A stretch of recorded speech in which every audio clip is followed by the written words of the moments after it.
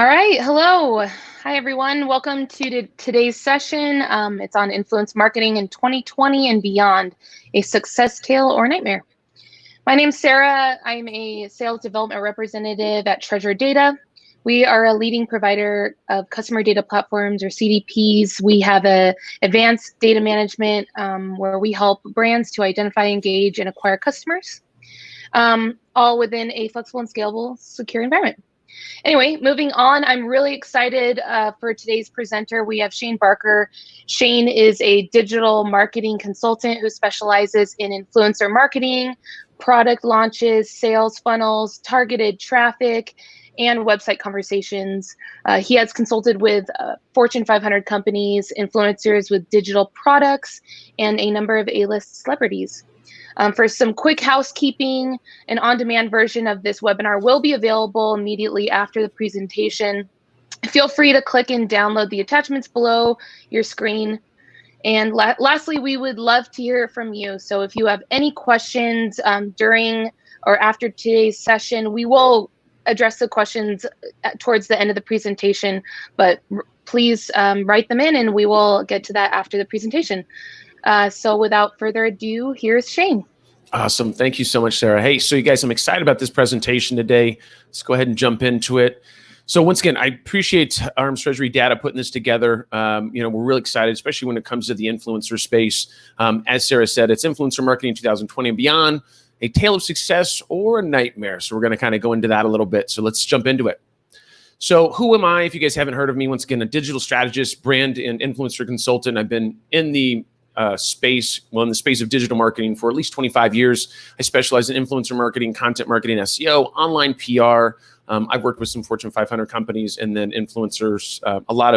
I used to do a lot of PR work down in LA, and then influencers with digital products as well. My night job is I actually created the curriculum at UCLA for a personal branding and how to be an influencer course. And it was less of a course on how to be an influencer and more on how to be an entrepreneur.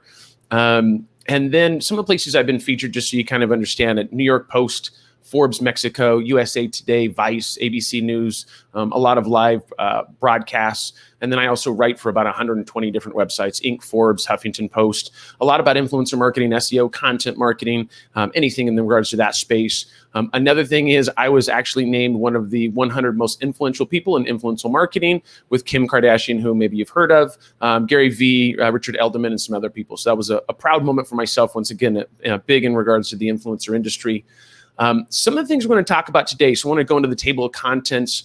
What we're going to be talking about is really talking about, obviously, influencer marketing, the latest statistics, success stories, and then I'm going to go in the life cycle of running an influencer campaign, because that's always a question a lot of people have, is like, how do I run a campaign and how do you make sure that it's successful and so you're not missing out on some of the pieces of the puzzle so that you have a successful campaign. So we'll talk about awareness, planning, execution, performance, and then also tracking.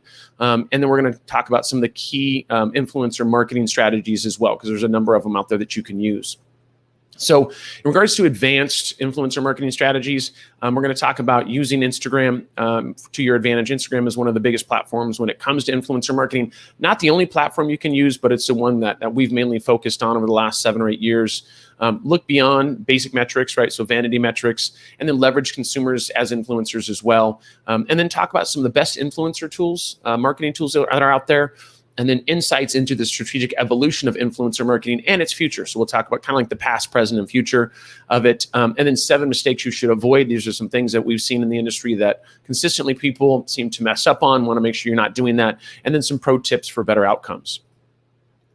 So a quick overview of influencer marketing. So influencer marketing is something where it's not necessarily just people on Instagram, right? But I mean, we're going to talk heavily on that a little later, but I wanted to get you a better idea of the idea of influencer marketing is that you're selling a product or a service through individuals that have influence. And so giving an example of a blogger, obviously Ariana Huffington, who for the Huffington Post is a blogger, but she's obviously big. Journalists like Anderson Cooper, industry experts, when it comes to this is for in Gatto, and there's some other ones out there, or in Gadget, excuse me, for this. And then celebrities as well. Kim Kardashian, we call her a celebrity, maybe an online celebrity, and then content creators, right, that actually have a great social media following. So influencer marketing can be pitching to any of these individuals and even other individuals outside of this.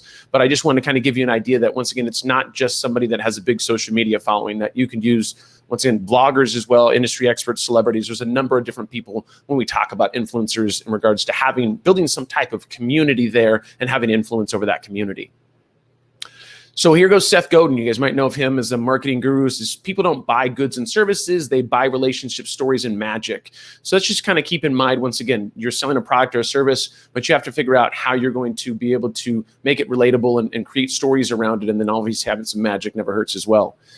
So one of the things we look at is when we talk about brands plus influencers and equals a perfect mix. And so selling products through influencers historically obviously has done very well. We've had some nightmare stories of certain things, products, and that haven't done well, or we've had stories of where people have paid for stuff.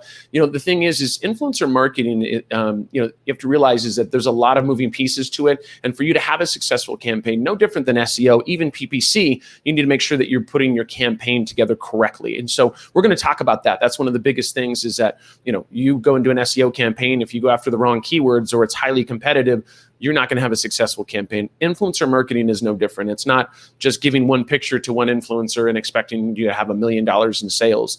It is a strategy. It's going to be one of the tool sets that you use in regards to, once again, having a successful strategy and marketing campaign for your brands. So am I telling the truth in regards to all this, right? That's always the big question. Well, if you don't believe me, let's talk about some of the stats.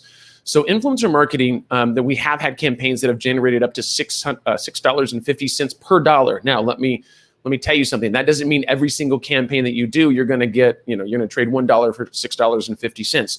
We've seen that in campaigns that we've done. Historically, we've also had campaigns that have only, you put in $1, you make $2. We've had campaigns in the beginning that weren't successful. So we learned a lot over the years, but we have seen, campaigns that have done extremely well. And once again, the ones that do extremely well are the ones that are looking at all angles and kind of preparing for that. We'll talk about that here in this webinar. It's going to be a $15 billion, that's with a B, industry in 2022. It's obviously, COVID there was some industries that have slowed down. There's other industries that have accelerated. We'll talk about that. And it also has become 18% more efficient at driving sales now than in 2019. So once again, seeing some good successes there. So you're looking for more proof? Let's talk about it. So this is actually a Daniel Wellington. Daniel Wellington is probably one of the biggest watch brands that have had the biggest success through Instagram. They started off with about $15,000, grew it to about a $200 million watch company in less than 5 years. They have about 20,000 mentions and plus 7,000 from influencers just in 2018 alone. And there was about 2.4 million, let's say 2.3 million tagged people that have tagged Daniel Wellington, and about 63,000 posts with the Daniel Wellington pick of the day. So what they would do is they would offer free watches for people to post content. They were one of the early ones to adapt that process, and once again went from 15,000 startup seed money to 200 million. So once again, great success story there. So are you looking to achieve this kind of success? Well, don't worry, I've got you covered here. Now, I can't promise you that if you have 15,000, but we can make it into 200 million, but we can definitely put that money in the right place. So let's get started with some of the basics here. So the life cycle of running an influencer campaign. So regardless of the strategy you use, here are the steps that the influencers, that every influencer campaign should involve. One, you have to define your goals and KPIs. This is really important. With any campaign you do, not just influencer marketing, you have to make sure that you understand when KPIs are key performance indicators, right? So you have to know where you're going, right? So the goal being, hey, listen, my goal is I want to generate sales, or I want to generate buzz, I want to generate this. And then how are you going to look at that and be able to know whether you generated that buzz or whether you generated those sales?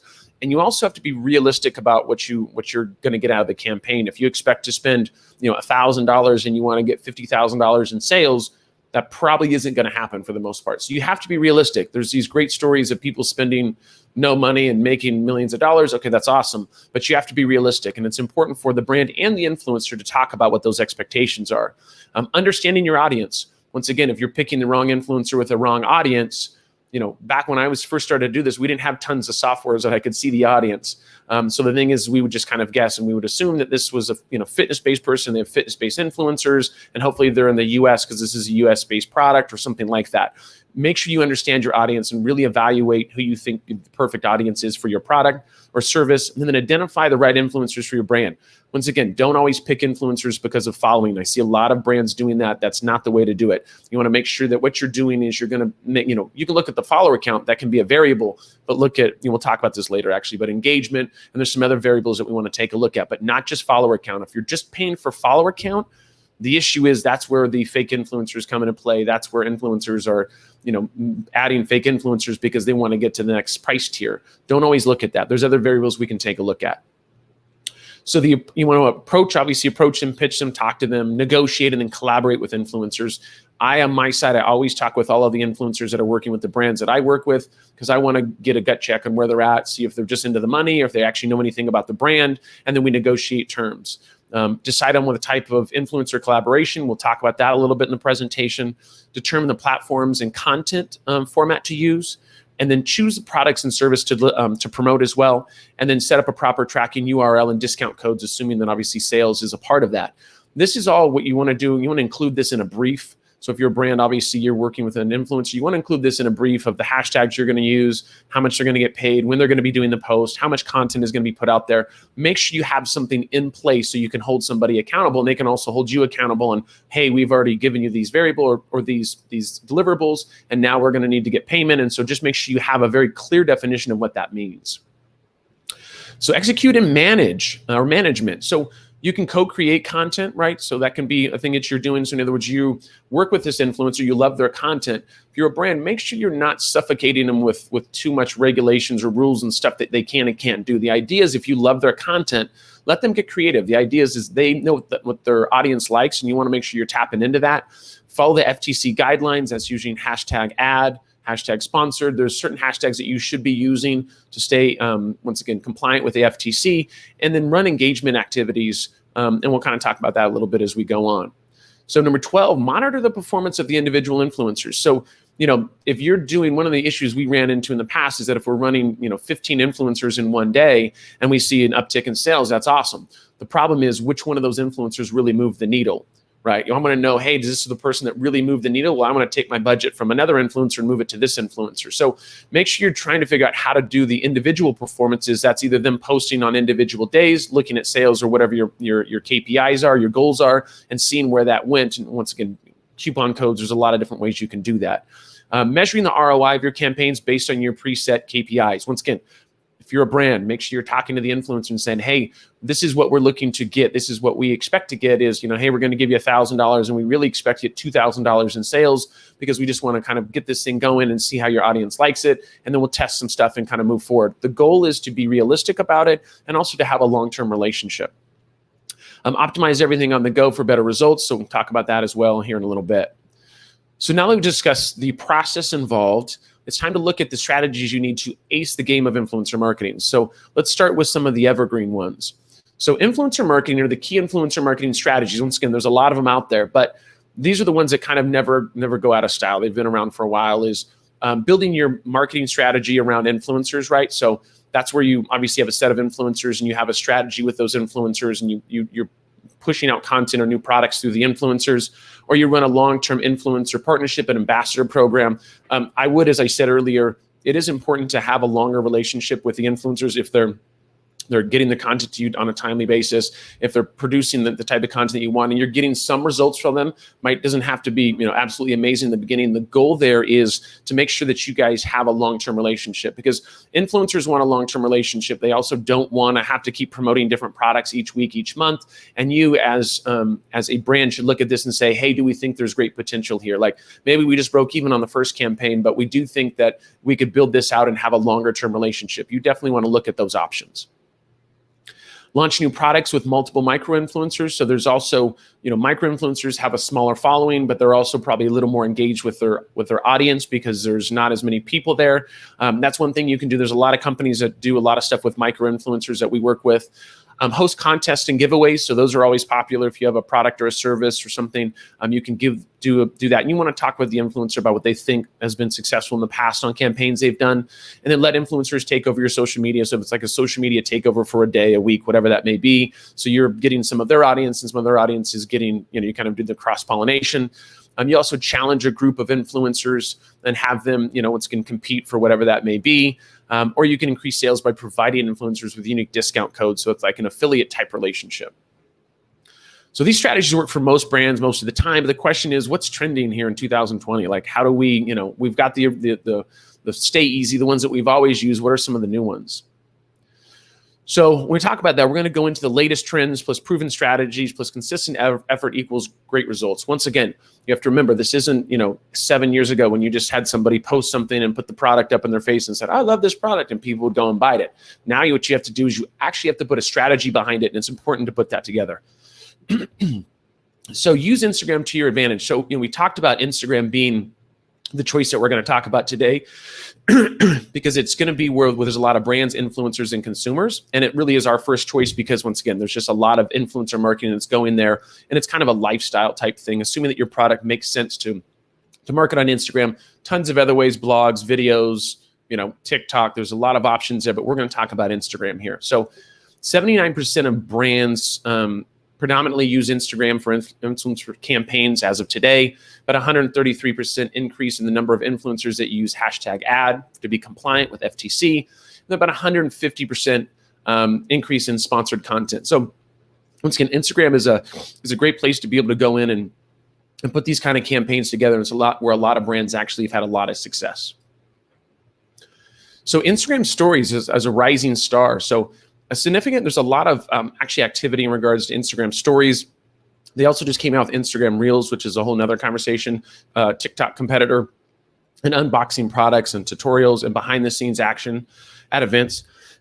And so one of the things you have to take a look at is like, why use Instagram stories? Well, Instagram's feeds are more curated these days, and they use stories to work more directly with the brands and showcase products. So Instagram stories is an easy way to be able to get something up. A lot of people like to go and see what the day-to-day stuff that's happening in influencers' lives. You have to figure out how you're going to infuse your product and how it makes sense to infuse the product in the day-to-day activities of influencers. Stories, and they're real and they're candid as well, right? So they're not real produced. I mean, well, some of them are produced, but the idea of it's a little more candid. Hey, this is what I'm doing. I'm going to this grocery store. I'm doing this. I'm doing my yoga. I'm doing that. And it integrates well with in regards to the lifestyle, and it attracts buyers because it shows how they're actually using the products other than a stagnant picture on Instagram, just on your Instagram feed. And stories can increase your chances of making sales as they can allow, you can obviously have direct links to product pages and to landing pages. So that's a good thing where it can be swipe up and somebody can swipe up and go and take a look at your products or service. So an important piece of advice with stories, while stories are great, don't abandon post for stories entirely. So when brands are talking with influencers and are negotiating some kind of a price or some kind of a package deal, and make sure you're including both. Hey, we're going to do stories and we're going to do stagnant pictures and also video. Video does extremely well on Instagram. You'll see if you post a stagnant picture compared to a video, the video will perform anywhere from 3 to 5 times as better because Instagram really loves video type content. So that's another thing to keep in mind as well. So YouFoods leverage Instagram or Instagram influencer marketing, and we're going to talk about what they did here. So they partnered with influencers who specialize in health and fitness to promote their new winter menu.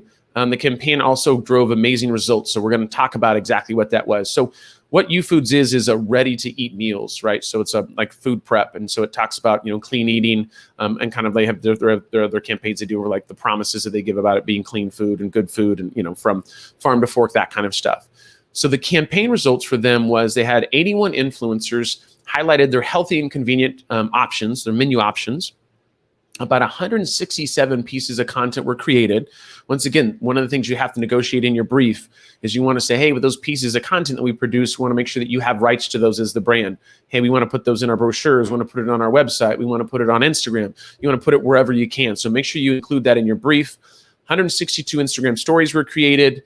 The campaign results were 70,000 direct engagements, right? So that's people engaging with the brand, 500,000 impressions, and then 1.5 million people reached out not reached out, we're reached. So in other words, in regards to impressions. So you have 81 influencers, and this could have been, the question is how much did they spend on this? I'm pretty sure they were giving out free either meals or, maybe if there was a big influencer with a big following and they had a bigger campaign they were going to do, then they can negotiate some kind of price there. But once again, some great results in regards to, once again, putting the campaign out there. But remember, when you're working with 81 influencers, there's a lot of moving pieces to that. But where else can you get, when you're putting time into a campaign, let's say this took a month long, where you can get those kind of results, that kind of leverage? Because if you have people now that are following your Instagram, now you've got them and you can kind of start talking about your products and services, and you have a better chance of closing them because of a recommendation from an influencer.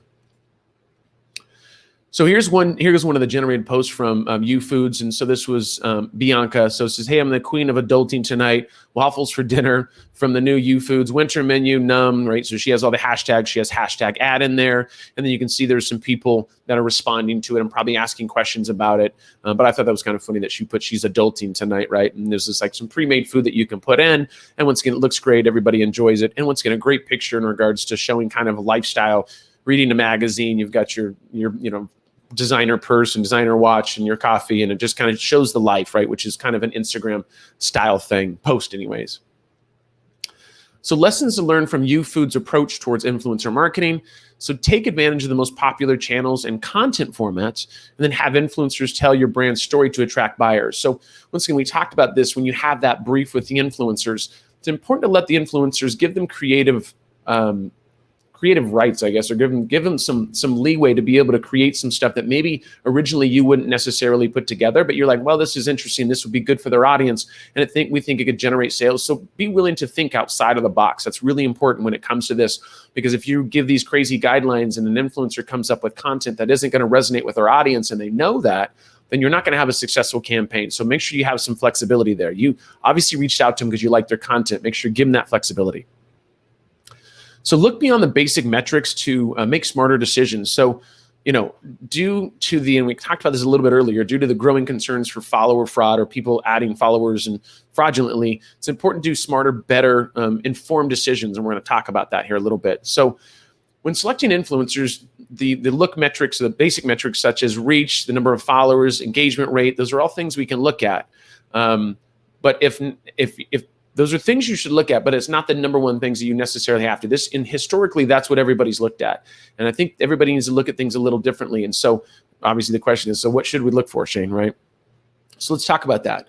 So you should always scrutinize the influencer's profile. And what I mean by that, I don't mean, scrutinize, but I mean review. So if you're going to go hire somebody and you're saying, hey, listen, they got a good follower count, great. They've got a good engagement rate. They got a lot of people liking it. That's awesome. But what you need to do is see, what brands have they worked with in the past? Are any of them your competitors? Right? Because if they just worked with, they just worked with Nike last week and now they're working with Adidas this week, that can be a problem because people are like, I thought you liked Nike and now you like Adidas. And the audience starts to feel like, wait, this doesn't feel authentic. It feels a little weird. So what you want to do is take a look at the personality. What kind of content are they producing? Are they negative? Do they talk about politics? Do they talk about things that you don't want to be representative of your brand? Because the minute you start working with an influencer, they tie you in together. So if anything bad happens, it unfortunately can come back on your brand. The likes, dislikes, also look at the comments. Engagement is not always an emoji, right? If they get 5,000 people writing 5,000 emojis, that's not really engagement. If you have people that are actually asking questions or saying, hey, John, I know you posted that about the meal prep and I think that's really awesome. Like, where can we find out more information? Or that's awesome. I've tried that chicken sandwich in the past. That, it's one of my favorite meals from whatever, right? So you want to look at those. You really want to look at their actual profile and scrutinize it and take a look at it. And then you also want to interview them. As I said earlier, make sure you interview the influencer because you want to make sure that you go and you see what the reason why they want to partner with your brand, and also talk about expectations, talk about the future, about ambassadorships, how they can make money in the future, how it can be a win-win. We talk about how it's a win-win. It's just very, very important. Once again, impressions and interaction rate is something that's really important, and the authenticity of the comments on the post, as I just talked about. So whether you would trust them with your brand reputation, once again, you can look at their pictures and say, I think this is somebody that would resonate well with our brand, and I think their audience would really like, our product or service. Or you know what, I'm not sure if this is a good fit. I've had people in the past that have said, hey, I want to work with this influencer because they have this follower count. I go, okay, but why? And they go, well, because it's Kim Kardashian's cousin. And I'm like, okay, but who cares? Like, what the product you're selling is like, why does that tie into their audience? You're looking at the reason why people might follow him or her, but we should be looking at really the audience makeup, right? What is that demographic, and is it going to be a good fit for your product or service? So don't just do follower count. You want to make sure you're looking at, once again, somebody. There has to be a reason why the person's a good fit. If they are not a good fit, the beautiful thing about influencer marketing is that there's millions of influencers. So if you have one that you're just like not really sure, like I'm not really sure, move on to the next one. There's a lot of them out there, trust me.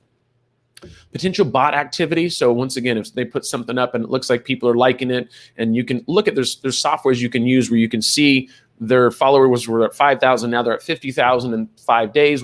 We've seen an issue there. Or they used to get 1,200 likes and now they're getting 12,000 likes.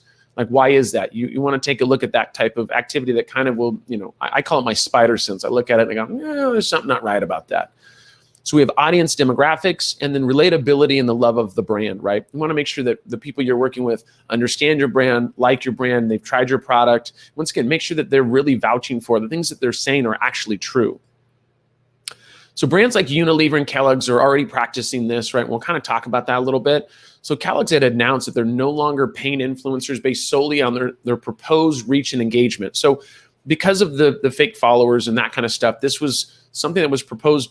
Really, brands were paying people more for a high follower count. And so what happens is influencers, not all of them, were starting to go and fake their follower count because they wanted to get up to the next payment level.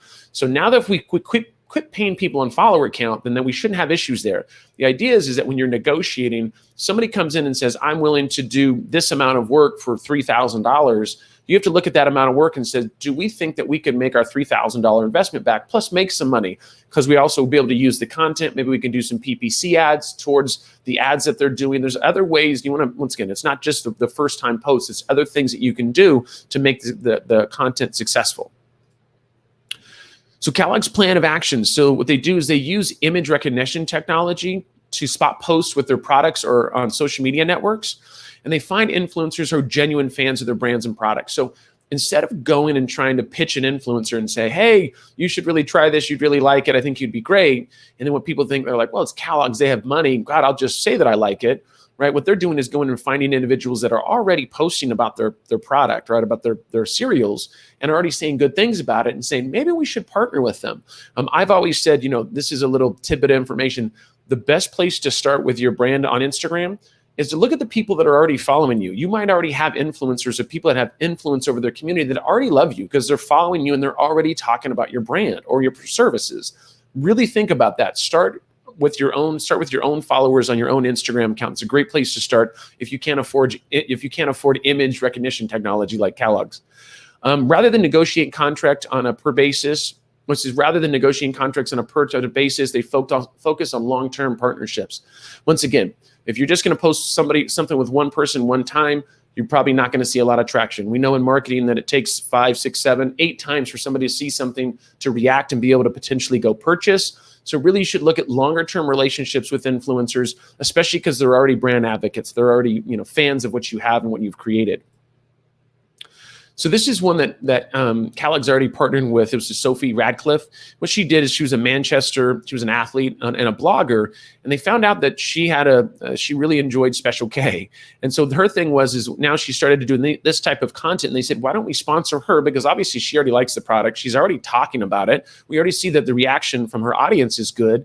And so here's what she did. She went ahead and posted, she was running I think it was a 5K. It was a marathon, but either way, she posted an Instagram video endorsing Kellogg's Special K and talking about that. And she, once again, put paid partnership and put that. And you can kind of see the amount of likes that she got. We can't see the comments, but the whole thing is her talking about her run that she's doing and how she ramped up and did her carbs, and she did that through Kellogg's and Special K. So once again, somebody that was already promoting the product, that was talking favorably about it, that they just went in and said, hey, why don't we start some kind of a relationship here, an ambassadorship. So lessons to learn from Kellogg's approach towards influencer selection.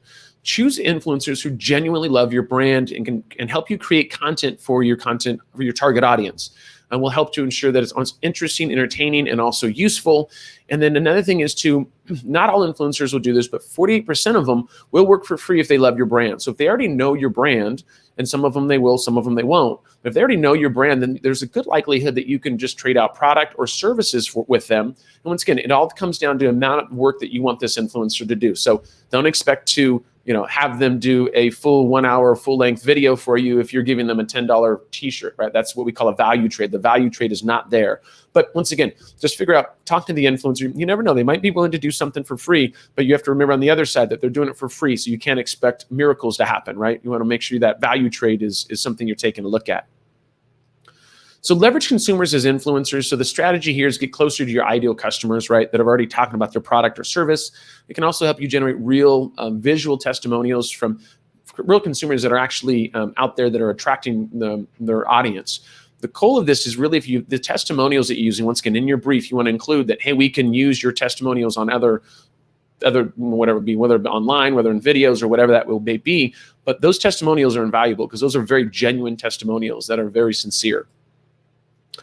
Okay, so now the question is obviously like, but is this even possible, right? Well, of course it is. That's why that's why you guys are in the webinar today. So about 56.3% of brands leverage their consumers as influencers in 2019. And this number is only going to increase. Once again, look at the current people that you have that are following you, that love your products, love your service. Take a look at them. That's a great place to start. So here we're going to talk about Glosser's reps. So they have an army of, these are really consumers. These are individuals that love their product and they've turned them into ambassadors. So the consumers who started as super fans are the brand are now actually the driving force behind their campaign. So what they did is said, hey, you obviously like the product. You're posting about the product. You're posting about the lip gloss, whatever you have that is. Hey, we'd like to send you whatever, $100 worth of product, $200 worth of product each month. And what happens, the influencer is excited about that. And then what they naturally do is go and talk about the products that they've got. And now they can also say that they're an ambassador for this big brand, which also will help bring in other brand ambassadorships and will also show that there's leverage there. And that obviously you can create a good campaign because you're working with a company like Glosser. So this is a campaign that Grace did. She started by posting Glosser's products on her Instagram, and now she's actually one of the reps today. So they developed a deeper relationship. She talked about the products all the time. They started sending her more products over and over and over. She started using them, and they realized, hey, she's really starting to get some traction. Natural, like authentic traction, because once again, she's naturally talking about it. And so they brought her in as a rep and she's selling the products currently. And Glosser, another thing that they would do that was interesting is they would create a landing page for the influencers that was branded by the influencer that you could go to, and you'd see the influencer and the products that they were just using would actually be on the landing page. So it was very strategic in the way that they put that together. And it, once again, made it a better experience for the community going to seeing that the influencer's on the landing page and they can go and purchase the products. So once again, this is what she did. She started, because she was getting this free product, it was no longer a pay to play thing. It was a situation where she just loves the products. And so she naturally talked about them on her Instagram feed and in her Instagram stories. And that's really what you're looking for. You can negotiate with an influencer and say, hey, for this amount of work, we're going to give you this amount of money. But what happens is they just naturally love your product. Like they just can't wait to tell you about the new lip gloss or can't wait to tell you about the new eyeliner, right? Because they just got some new product in. That's the individual that you want. You want the person that naturally is going to talk about it, and you don't even have to pay them. But the way that you are paying them is, or the way the brand or the service or the product can pay them is through like an affiliate type relationship where they get a commission for everything that's sold. And that was the relationship here. They go to a landing page, they purchase some stuff, and the influencer will make whatever 10, 15, 20, 30%, whatever that may be of the product. So lessons to learn from Glosser's approach towards influencer marketing. Influencers can help promote your products. Obviously, the customers can do a lot more for your brand. So once again, influencers can be customers and customers can be influencers, but you already have these individuals that love your product. Like, why not reach out to them and work out some kind of relationship? We've done other things in the past. We've worked with actually big Facebook groups that have these groups, like for 99-cent store was one that we did one with. They had thousands of people that had these Facebook groups, and we went and reached out to the person who facilitated the Facebook group and said, hey, what can we do to work together? You obviously are facilitating this group. Can we give you a free product? Can we give you gift cards? Can we do some giveaways? What can we do to help motivate people? And that's what we did. We went in and talked to those groups. So once again, there's these groups out there. You just have to figure out that really love your product or service. You just have to find them. So let your customers legitimize your brand via Instagram stories and also through testimonials, right? So that's kind of the pinnacle when people are naturally talking about your products and service. So you guys, this is where we're going to give you a little bit of a recap here. I know there's a lot of content in this webinar. I do know that you can obviously watch this later on as well. The thing you have to think about is you have to use popular channels and content formats, right? Think about the popular channels that you want to use. That can be a blog, that can be a vlog, that can be YouTube, that can be TikTok, that can be Twitter, that can be Facebook, that can be Instagram. We talked mainly about Instagram today, but there's a lot of different types of other platforms. Also think about the type of content. Is it going to be a static picture? Is it going to be a story? Is it going to be a video? Is it an unboxing? Like, how do you want to put your content out there? There's a lot of different, once again, a lot of people write about it. Myself at my blog, shanebarker.com. There's a lot of other people as well that write about these influencer stories of, brands that they've worked with and influencers they've worked with and that how they've been successful or not successful. Make sure you do the research there. Use real, authentic, and relevant influencers who genuinely love your brand, right? That's a great place to start. It's one thing to pitch an influencer and give them their product and have them try that. Not a bad way to go. But if you have people in your will well or people that currently love your brand, take a look at those individuals and see if they're going to be somebody that you can spark up some kind of relationship with, either with free product or a pay to play, or it can be an affiliate type relationship.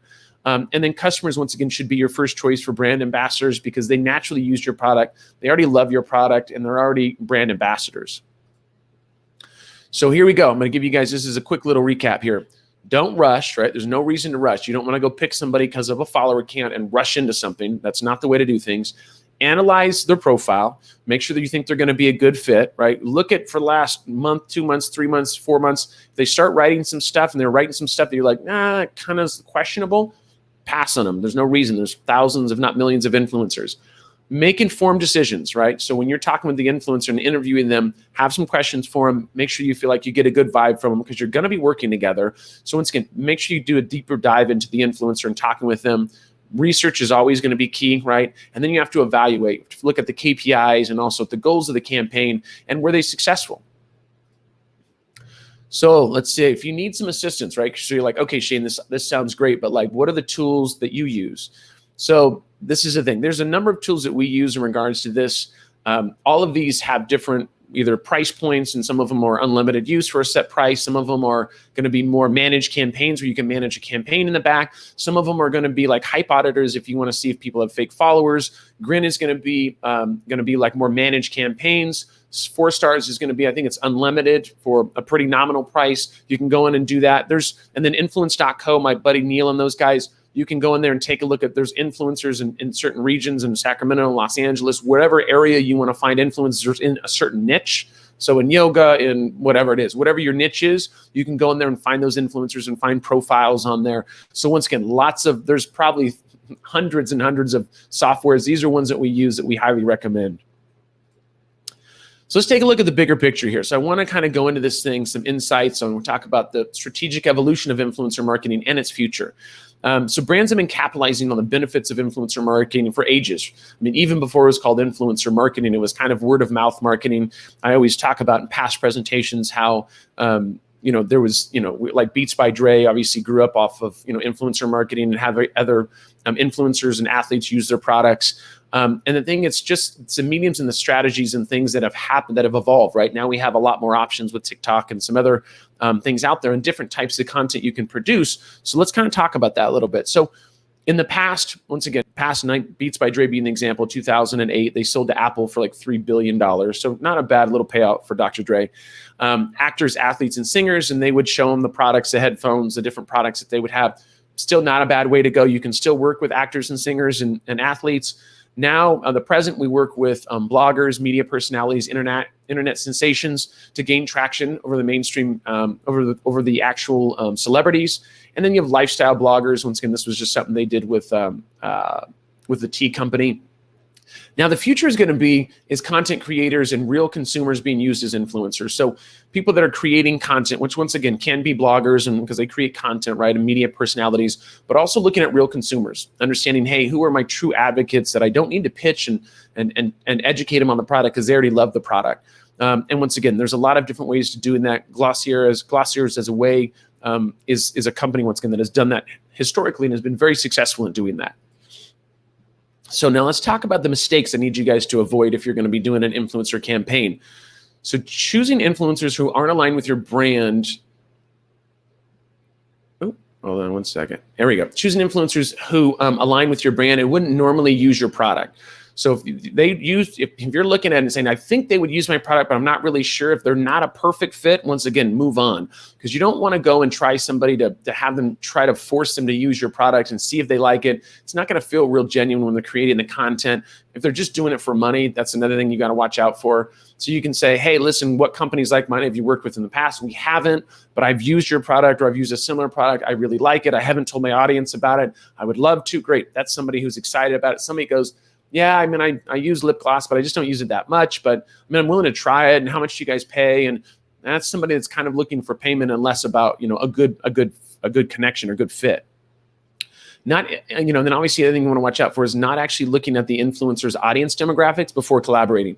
Don't just look at follower count. Go into like Hype Auditor or something like that. And you can pull a profile and see the brands they've worked with, see if they, once again, went from 100 likes to 10,000 likes in 1 week. Like, why is that?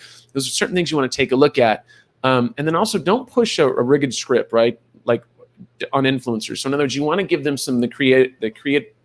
be able to give them the ability to be able to go and talk about, the typical types of campaigns they want to do, and give them some of the creative, leeway that you would want for them to be able to produce the content that would be successful.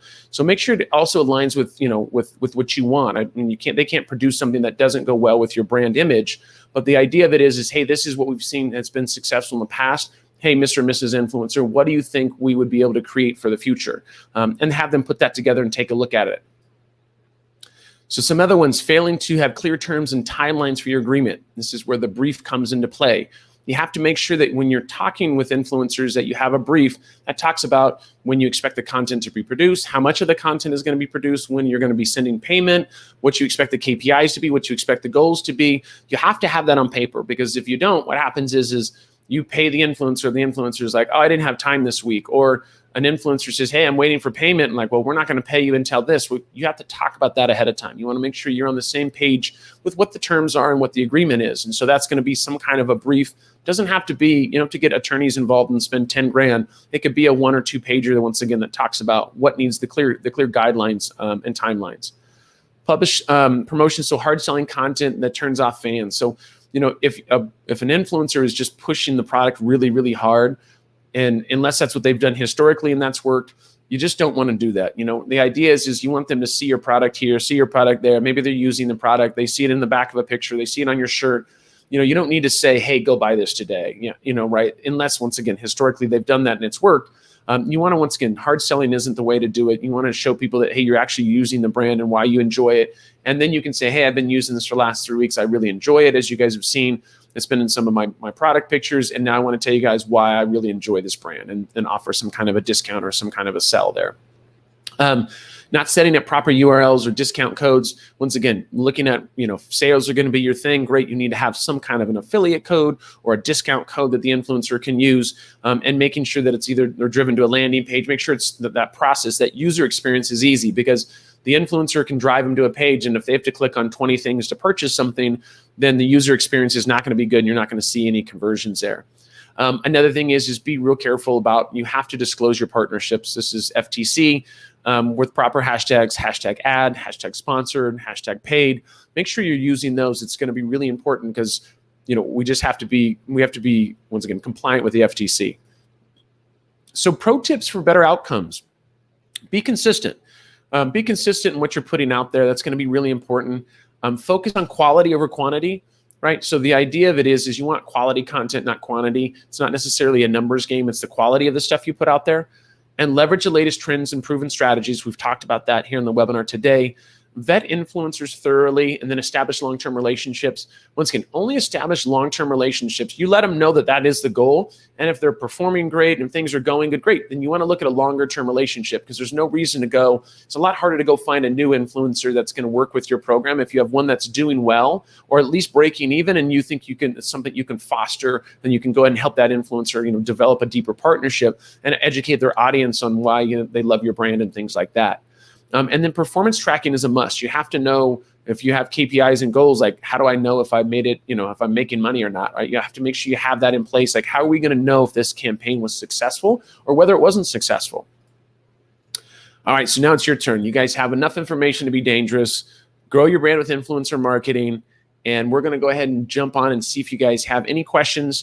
I will tell you, too, this is my information, too, before we jump into questions. Shane@ShaneBarker is my direct email address if there's anything. We also there's an ebook, and I do believe that Sarah and the team are going to be giving out the ebook for free. So you don't even need to go to this link. But what it is, an ebook, I think it's like 60 or 70 pages on exactly how to do influencer marketing. We updated it last year. It's still very relevant, and we'll be sending that out to the audience as well, and you can get access to this. So, Sarah, I think I'm ready. All right, Shane, that was awesome. Thank you so much. Let's get some of the questions going. So I actually had one just pop up, and everyone feel free to have them come in. So first one is, how much should I pay an influencer? Yeah, that's a good question. It comes down to, there's plenty of websites you can look at and say, hey, if they have this follower count, you can pay them this. That's kind of the old way of doing it. It really comes down to what the influencer is willing to do for the price you're willing to pay. So you say, hey, I want to hire 10 influencers. I want to spend $1,000 on each influencer. What would you do for $1,000? What would a campaign look like? Because this is our goal, is to create awareness. Our goal is to create sales. What would that campaign look like? And so you have to talk to the influencer, because if the problem is, it comes down to the value trade of, hey, what they're willing to do for that. And if you can look at it and go, hey, they're willing to give me $1,000 for this amount of work or stuff that's going to be done, videos and whatever that is, pictures, great, you can look at that. But the idea of it as a brand is you also want to take that content, once again, in the brief, make sure you want to make sure that you're reusing that content. You're using them as testimonials, you use them on your social channels, you maybe want to drive some paid ads to it. It's not just them producing that content, because if the content doesn't go well, there's other ways that you can generate more revenue from that. Make sure you have the right to do that. And once again, to ask the influencer, for this price, because this is my budget, what would you guys be willing to do?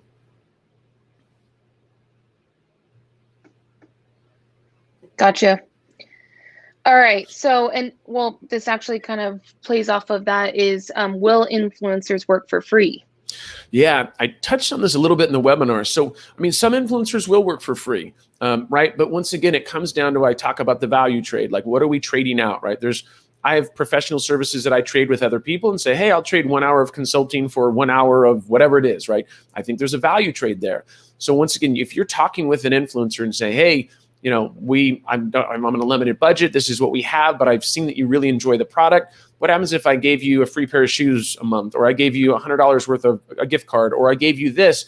What would you be willing to do for that? And once again, you don't want to go in and say, hey, would you be willing to do a full video production? Because you have to realize that influencer has to hire a videographer. Maybe they have somebody that does the scripts, somebody that edits down the videos, and then you have the time of the influencer, and they're spending, $1,500 in a day, and you're saying, here goes a free t-shirt for $10, right? So you have to look at that and go, well, does that make sense? If you're giving somebody a free t-shirt, then you can say, hey, if you really like the t-shirt, would you give us a quick shout out on your Instagram stories?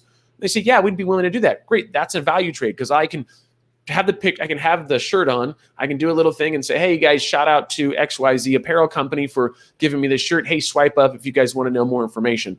Not a lot of effort on my side, but you only gave me a $10 t-shirt. If you want to give me a $1,000 gift card, guess what? Now I'm looking at some stuff, because I can get shoes and get other apparel. Now we can look at a deeper relationship and creating some content that would be a value of, let's say, $1,000. Definitely. I was actually just thinking about that too. And it's like, there's tiers, right? So when you have influencers that you're working with, and you touch on this before, and that's also kind of weeding out these fake influencers, you kind of have these tiers. So they could potentially start off with some little bit of a trade, but depending on the relationship they have with you guys.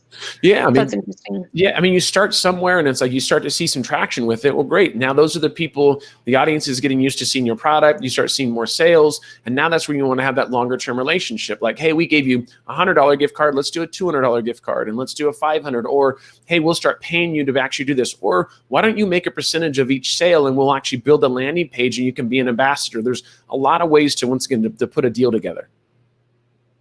Yeah, that's interesting.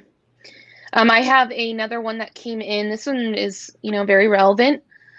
How do you think the lockdown due to COVID-19 and the recession that follows after will affect the industry of influencer marketing? Yeah, I mean, COVID is affecting everybody, right? I mean, so it's you can't really get away from it. Now, will it affect the influencer industry? It will, because the travel industry is obviously having some issues because not a lot of people are traveling. But you have to realize that, like anything, if something goes down, other things go up, right? So I do think that influencer marketing, it's not going anywhere. You're always going to have people putting stuff on social media. You're always going to have an audience there. You're always going to be able to, use bloggers that put blog posts up, that do SEO. So there's a lot of different ways. You have to remember that influencer marketing is not just one picture of a person traveling. That's a small piece of it, right? There's so many other things you can do in influencer marketing where you can work with influencers to leverage their audience. And so, COVID is not going to stop that. COVID didn't make it so that we can't, all of our phones are dead and we can't put anything online, or we can't do news stories, we can't do video. Will it slow down some industries? It will, but other industries will absolutely pick up. 100%. All right, I have another one that came in. We are a local brick and mortar retail store. What are a few ways we can track sales, like to influencer posts? Yeah, good question. So I think what you're talking about is that, hey, if you have an influencer say, hey, go check out XYZ at this brick and mortar location, and then people come in, how do you know they came from that influencer? What I would do is there's ways you can either have the influencer say, hey, when you guys go in, they're actually doing the thing. It's Sarah 10, which is 10% off. So you can go in there, recommend, or tell them that you saw it on my post, and then you can get that 10% off. So people that come in will go, hey, Sarah 10, great. We know that came from Sarah's campaign. There's a lot of different ways of doing that, once again, but you need to be able to attribute back to the sales, right? So you need to have to figure that out. So if you say, hey, we want to hire 5 influencers, and we have to know that these 5 influencers brought in sales, great. Then you have to have something to attribute that back, a coupon code, an affiliate, someplace where they can sign up, or maybe you have a VIP list that your people in your audience will get in earlier, half an hour earlier. So anybody that comes in a half an hour early, you'll know that it came from Sarah's list. There's a lot of different ways to kind of slice that up and make that happen. I have a question kind of coming off of that. What's the most popular way? Is the codes, like giving someone code? Because I see that all the time when I'm on Instagram.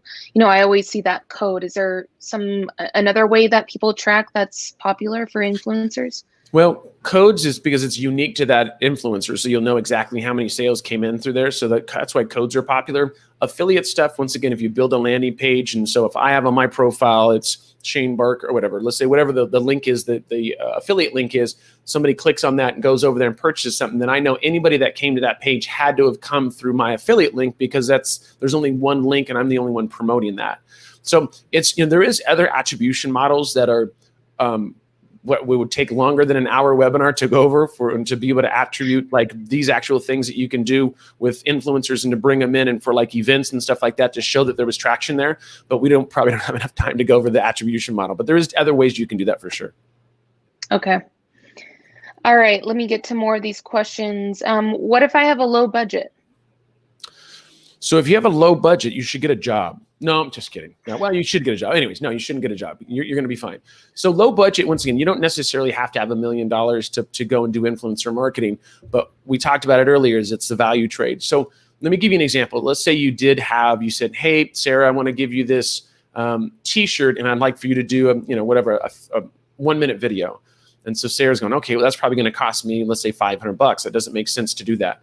And I say, actually, let's do this. I'll give you, if it's going to cost you $500, I'll give you a $250 gift card. I'll have my videographer come over there, do the video. We'll put the script together, and all it's going to do is take maybe an hour of your time or 2 hours of your time to get the video together. We'll splice it, we'll put it together, and then you can use that content, we'll use that content. There we go. You have a low budget and you have people that are already on your team that can go and do those resources. So now the influencer goes, oh, it's only going to take an hour of my time. I'm willing to do that for a $250 gift card, an hour of my time. And now you're not having to pay all the expenses of the influencer because you have your own team internally. So, and then once again, some influencers will work for free, but it needs to be, we talk about that value trade. Please don't come in and ask for an hour-long video for a $10 t-shirt, because you're probably going to get a lot of no's. And you already touched on this before. If there's an influencer, fine, that has a higher budget, you said there's plenty of influencers that are out there. So you'll find someone who's willing to invest, especially if they're really passionate about a brand that you have, or, maybe you have someone that's local that knows, your small brick and mortar store or something. There's a plethora of influencers out there, and you'll find the right one. Yeah, that's the key, is that, I get people that say, I have to work with this influencer. And I go, but why though? Like, why are you so dead set on this one? And it's usually follower count, or their celebrity's cousin or something. It's like, who cares about that? Like, I just care about, I've seen people that have 10,000 followers and people have 100,000. I've seen people that have 10,000 have way more traction than people who have 100,000. Now, that's not always the case, but my point is, when we look at follower count and we only rely on follower count, that's when you get sucked into price and you get sucked into this stuff. It comes down to, hey, if you have an influencer that's charging a lot, guess what? Well, they should be doing a lot as well. So I would say, hey, I don't have a problem paying 10 grand. If you're going to do an hour-long video, you're going to talk about us, 10 times in a month for the next 6 months, and you're going to come and look at the facility. You're going to do an Instagram stories during the whole time as we go around and look at the equipment and have stuff actually being made in front of you.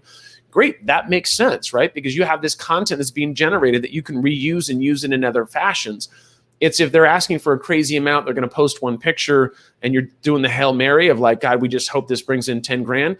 That's how influencer marketing doesn't work. And that's how most people that come to me that are, wounded and beat down and like, influencer marketing doesn't work. I hired one influencer, I paid him 10 grand, and it just doesn't work. And I'm like, that's like 2% of what you could do. Like, there's other platforms, there's other content. Everything, it takes time. It's no different than a Facebook ad. You put out a Facebook ad, you have to put out 5 and 6, you A/B test. You got to try it out and you figure out your audience, your messaging. It's the same with Instagram, or same with influencer marketing. Maybe it's Instagram, maybe it's TikTok, maybe it's video. You have to test a lot of different things. And so that's what people think, is if you don't make instant money off of one campaign, off of 10 grand, one post, like it's a strategy. It's not just a one-time deal. Definitely. All right, next question. Should I hire an ad agency to help with my influencer campaigns? So there's upsides and downsides to agencies. So agencies obviously are going to stay in the middle, right? There's the upside to that is that they're in the middle, right? They're going to have to manage the influencers. The influencer doesn't perform. It's on the agency to make sure they perform, making sure that that's realistic. So you don't have the headache, but you are going to pay a premium for an agency, right? Because they're going to stay in the middle. You're going to pay for that. Not a problem. The downside is that if you want to run your own campaign, it's hard to do because you have an agency in the middle. So you won't have that direct relationship with the influencers. Another upside to an agency is they have the relationship with influencers. So they already know who does well, who performs well, who does content on time. They know their pricing. So once again, you're going to pay a premium, but there is some upside and downside to having an agency. If you want to do it in-house, great, that's not a problem. Maybe you work with an agency, you learn how to do it, and then you take it in-house. That's an option as well. Interesting. And they actually had a follow-up. How long do these campaigns usually take? Yeah, so campaigns, campaigns aren't like, hey, let's do a campaign next week, because there's the brief, there's content, you talk with the influencers. There's a lot of going back and forth. Usually campaigns can take 3 to 6 months, depending on, and what I mean by that is not just with one influencer. If you have a campaign and you're working with, 81 influencers, there's a lot of going back and forth. There's a lot of, hey, you need to make sure that everything's on point, and we're getting this thing done ahead of time. It's like a crowdfunding campaign. Like, most people, when I was doing crowdfunding, would come to me, they're like, I just launched and I have 2 weeks to make, $1 million. And I'm like, it's that the time before, right? We got to get things prepared and get it ready. And then when we launch, we're going to be good. It's the same thing with this. We got to get all 80 influencers on board, get them the content. We got to ship them out the product. We make sure they're using it, make sure they like it, see if there's any issues. And then we go and we launch a campaign, and then we start the campaign and have them, start producing or putting content out, and we got to approve the content. There's a lot of moving pieces. So don't expect for it to be done in a week or two. Give it at least 3 to 6 months. All right. Well, I just really want to, we don't have time to answer the questions. So if we will get back to you. We'll make sure we address these. So, don't worry about, the fact that we didn't get to answer them. But I just, really want to thank you, Shane. This has been great talk, super informative. I'm sensing maybe a follow-up webinar coming up. And if there's any last little tidbit that you want to give to the audience. No, the thing is just, if you guys have any questions, once again, you can reach out to Sarah and the team, or my email is shane@shanebarker.com. Once again, we'll ask any questions and we'll get those, make sure we get those answered for you guys. Awesome. Thanks, Shane. Thanks, Sarah. Thank you, everyone, for joining, and we're signing out. All right. Take care.